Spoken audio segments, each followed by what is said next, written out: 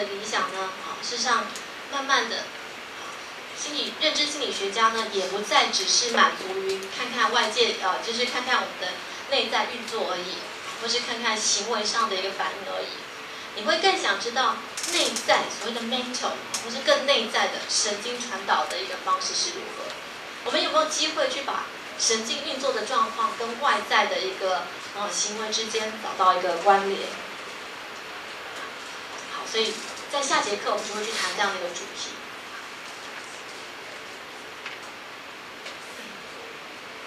那这边呢，课本后面呢，在这边主要是提醒大家，这个东西大家看了一下都会觉得好熟悉哦，对不对？这就是我们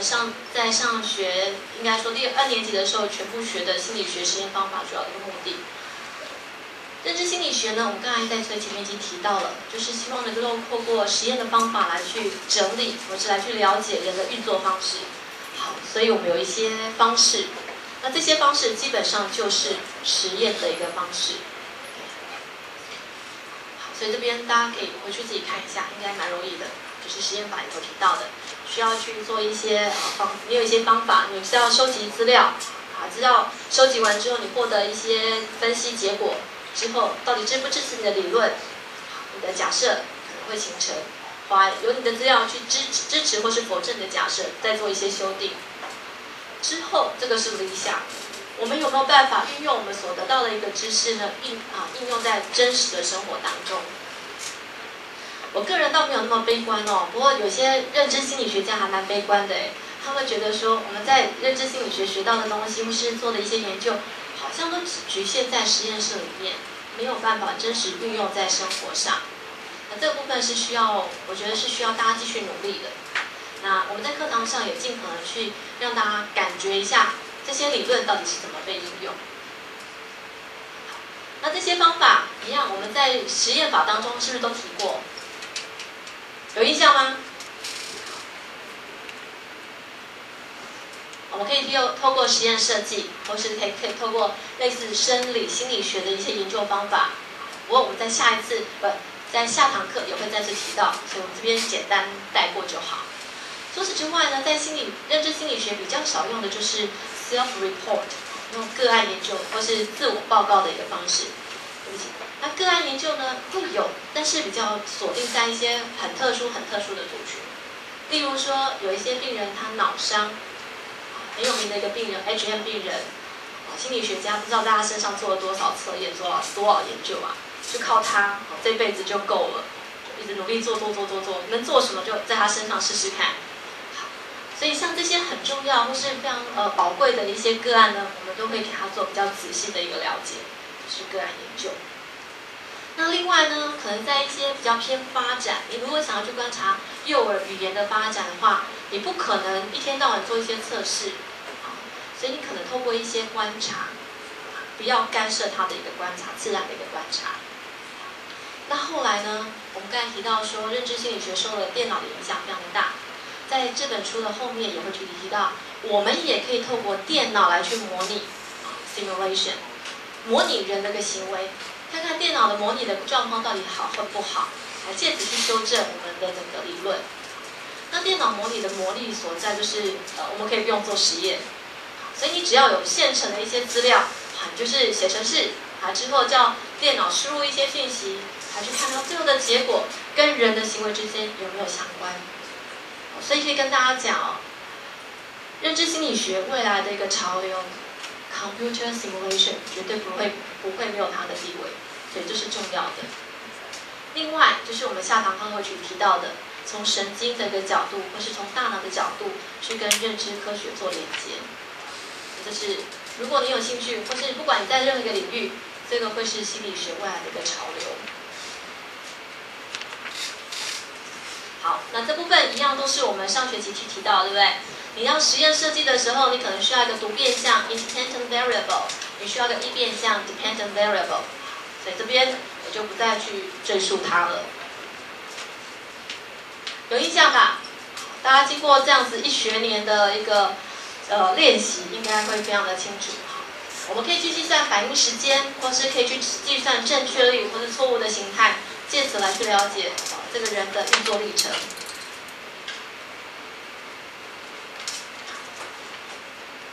边我们都可以跳过。这边我们稍微多讲一下，等一下下堂课的时候，我们就可以少说一些哦。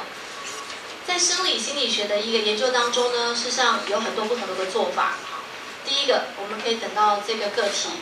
死掉之后，再把他的大脑解剖过来看。所以，如果你真的很好奇他到底发生什么事，为什么他讲话怪怪的，为什么他走路怪怪的，为什么他这个人就是怪怪的？好，大家有，就是如果你有认识一些亲朋好友，或是有看到一些人，他们脑中风之后，很多时候他们的个性就会变得有点奇怪。所以有可能是大脑的一些运作影响他们的一些行为，但不代表所有人在受伤之后一定会奇怪。科学家后来发现说，也许在刚开始前3个月的时候会有一些状况，但是后来呢，我们的大脑非常的厉害，这个神经细胞的可塑性远超我们的想象，它会透过一些方式去补足它原本受伤的一个部分，所以后来你可能根本感觉不到它有什么异常的地方。但是在早期呢，你没有这些设备技术的时候，你就只能等他离开这个人世的时候，而且必须家属也同意才能解剖他。这是生理心理学的一个研究方法。那在等一下的课程当中呢，我们会去谈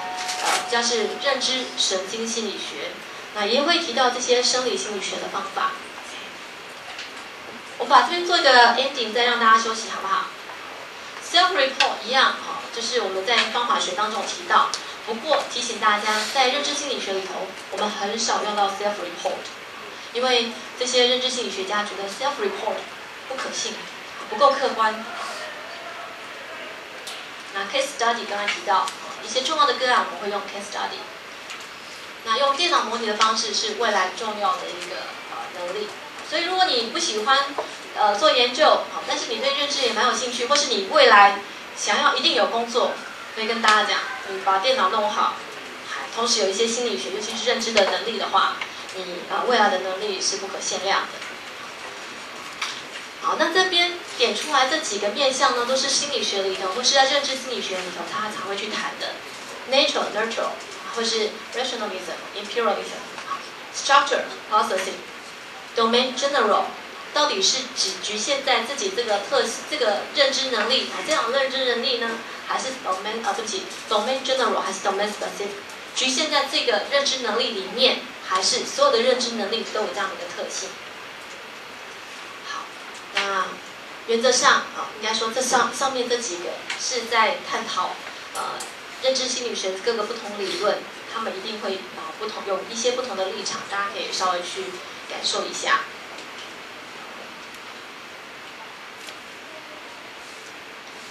课本后面有提到几个，就是重要在认知心理学会去探讨的一些 key ideas， 未来会去探讨的主要的一些想法。实际上我们刚才都已经提到了，在认知心理学主要是运用一些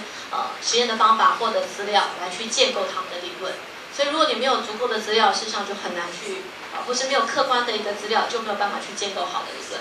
所以是非常仰赖实验设计。那这边有一个观念，我想也是要让大家有一个感觉哦。认知心理学里头谈到的这些东西呢，并不是死的，可能会随着不同的情况而有不同的一个调整。所以它是 adaptive， 我们的认知能力是 adaptive， 会是适应。所以假设今天我们如果搬到火星上去，如果火星上可以住人的话，我们搬到火星上去，我们可能就会去适应这个环境，改变我们的一些认知活动或是认知能力。所以认知能力本身是可以有弹性的。那同时呢，我们的认知能力本身呢是可以跟其他的所谓的非认知能力做互动。在这边也做一个小小的一个修正，这是比较早期的认知心理学家的观念。什么是非认知能力呢？我们刚才讲到语言、记忆、知觉、思考、推理，这是比较传统的认知能力。所以撇开这些，像情绪比较就不像是认知能力。但是这个时候可以跟大家讲，不完全是如此哦。很多时候情绪对我们的认知活动影响是非常非常的大的。所以等一下，应该说在我们这一次的这个认知的课程当中，我们也会带到情绪的部分，但是没有很多，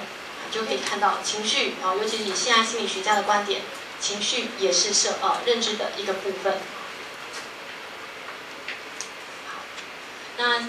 这边是研究心理学、认知心理学的方法，最仰赖的还是实验方法。这些方法，其他方法也可以，但是最仰赖的还是实验方法。好，那这边是我刚才前面提到的，我们最希望说，在认知心理学这么的理论的东西，研究的最后可不可以把它应用到生活上去？原则上我们一定会跟你讲可以，但是要用的时候，你必须要先有一些，应该说原件，你今天才知道怎么样去重新组合。